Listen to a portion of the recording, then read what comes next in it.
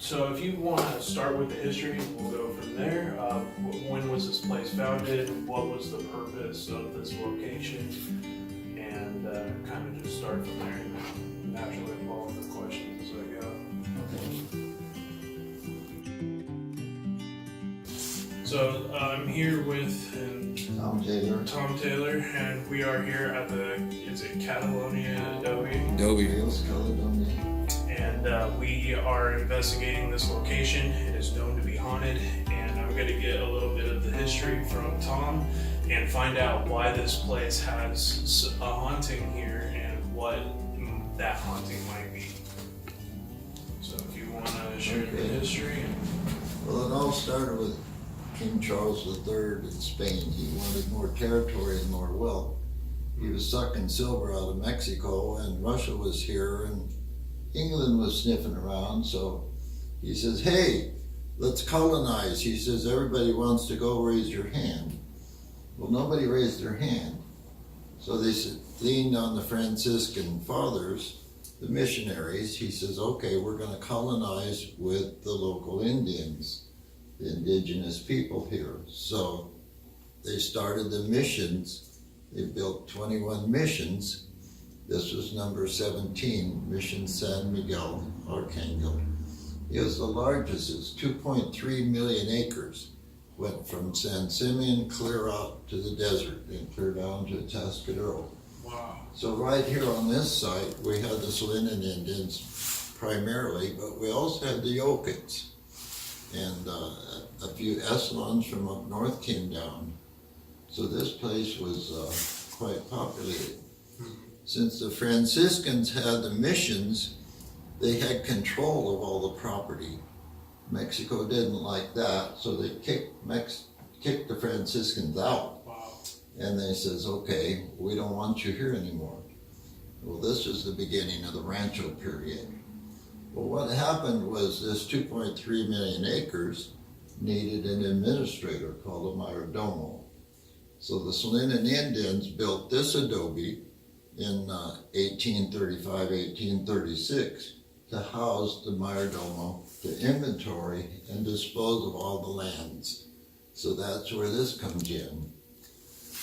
They built the adobe. Adobe is made out of dirt. It's a dirt brick. And they used leftover adobes from the miles of walls at the mission. They had 23 miles of 8 and 10 foot high adobe walls that went around their vineyards and their wheat fields and the barley and the cows and the horses and all that stuff. Wow. So they actually reused that. The timbers up above came from the coast. They hauled them over here. The red tile roofs, they got the clay, backpacked it into the mission here, and they built 36,000 roof tiles at the mission. So those tiles were used for the roof. So now we need a mayordomo.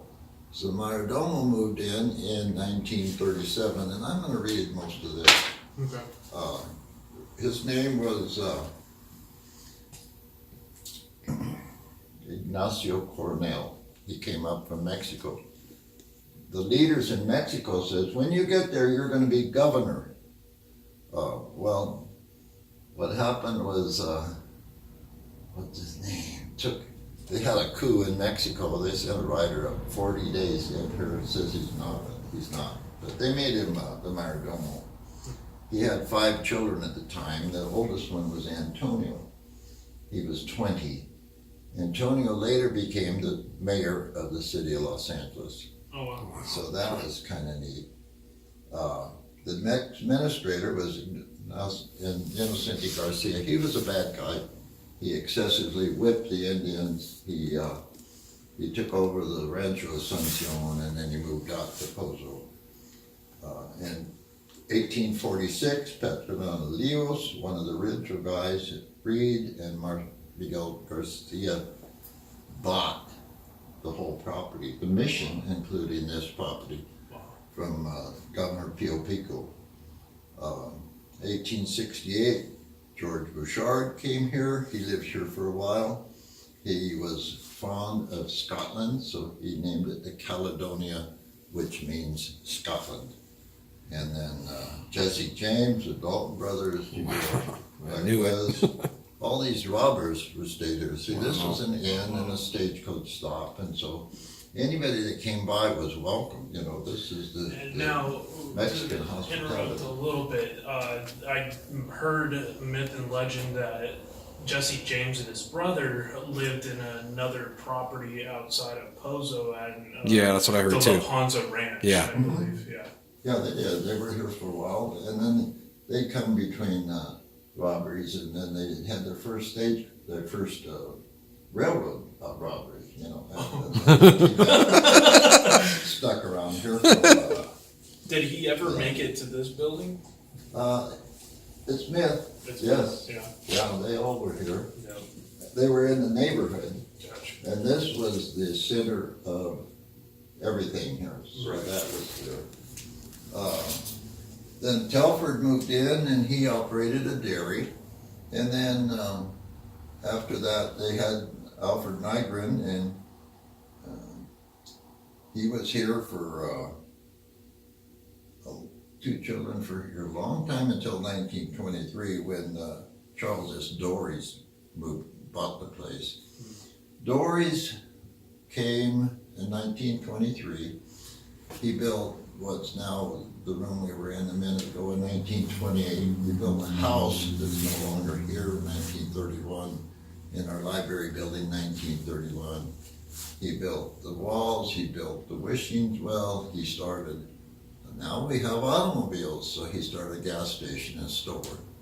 So that's what that gas station Yep. is outside. Yep. And then he also sold ice cream. You know, Oh, no so kidding. if you're Wow. going down the street, you could stop and get things like that.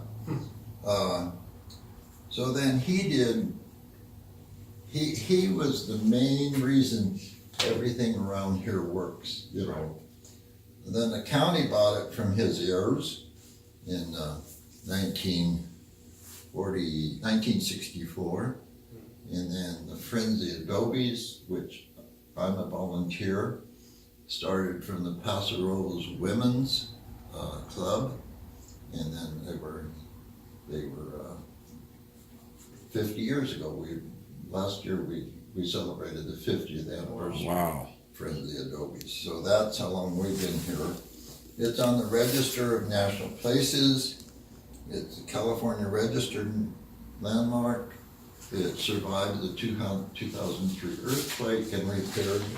And that earthquake was in San Simeon, but it affected Yeah. the Paso Robles and Yep. San Miguel. And I lived here when that happened. It yeah, was I was here when wow. I lived in Los Osos at that time, and I remember everything because my uncle used to own the Rite Aid in Los Osos, and we watched all the shelves on the cameras get knocked down, and that was far away in Los Osos. Our Paso got in particularly hit really hard. Yeah, they did. Quite a shape. Yeah. This is what is kind of interesting. So that's what this place has been throughout the years. All these places were here. Wow. After the railroad, it came, well, it was even a dance hall.